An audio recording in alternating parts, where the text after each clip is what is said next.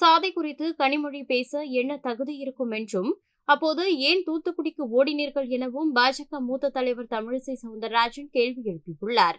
மக்களவையில் ராகுல் காந்தி சாதி குறித்த சர்ச்சைக்கு திமுக எம்பி கனிமொழி காட்டமாக எதிர்ப்பு தெரிவித்த நிலையில் தற்போது அவருக்கு தமிழிசை பதிலடி கொடுத்துள்ளார். உங்களின் பாராட்டு எங்களுக்கு தேவையில்லை. 40 பேர் இங்கிருந்து போனாங்க. எதற்காக போனார்கள்?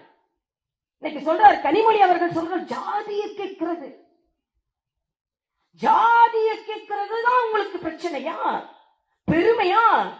நாங்கள் எல்லாம் ஜாதியை பார்ப்பதே இல்லை. நான் கனிமொழி அவர்களிடம் கேட்கிறேன், சென்னையில் தானே வளர்ந்தீர்கள், நானாவது நான் வளர்ந்தது தென்பகுதி, பிறந்தது தென்பகுதி.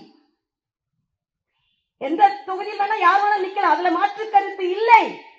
ஆனால் தூத்துக்குடியை நோக்கி ஏன் ஓடினீர்கள் கனிமொழி அவர்களே? ஏன் ஓடினீர்கள்? எதற்காக ஓடினீர்கள்? தூத்துக்குடியின் மீது அவ்வளவு பாசமா? இல்லை. நீங்கள் எதற்காக அந்த தொகுதியை தேர்ந்தெடுத்தீர்கள் என்று இந்த நாட்டில் உள்ள எல்லாருக்கும் தெரியும். நீங்கள் சொல்கிறீர்கள் ஜாதியை பற்றி.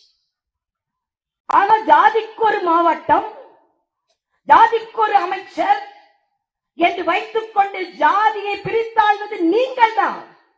அது மட்டுமல்ல, இன்று சாதிய கணக்கெடுப்பை ஏன் நடத்தவில்லை என்று ஸ்டாலின் கேட்கிறார். ஏன் நீங்க நடத்த வேண்டியதுதானே? பயம்.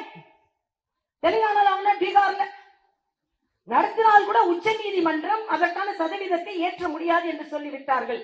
ஆனால் நான் கேட்கிறேன், மறுபடியும் கேட்கிறேன், நீங்கள் உண்மையிலேயே சமூக நீதியை நிலைநாட்டுபவராக இருந்தால் தமிழகத்தை ஒரு பட்டியலின சகோதரர் ஆளட்டும். சகோதரர் திருமாவளவன் காதில் விழுந்தால் இது விழட்டும். எல்லாருக்கும் ஒரு பங்கு கேட்கிறார் அல்லவா? கேட்கட்டும். ஆனால் இன்றைய சூழ்நிலையில் இந்த தமிழகம் 2026 அதனால்தான் சமீபத்தில் நடந்த நமது பொதுக்குழுவில் ஒரு தீர்மானம் நிறைவேற்றப்பட்டது. செய்திகளை உள்ளது உள்ளபடி தெரிந்து கொள்ள ரெஃப்ளெக்ட் நியூஸை சப்ஸ்கிரைப் பண்ணுங்க.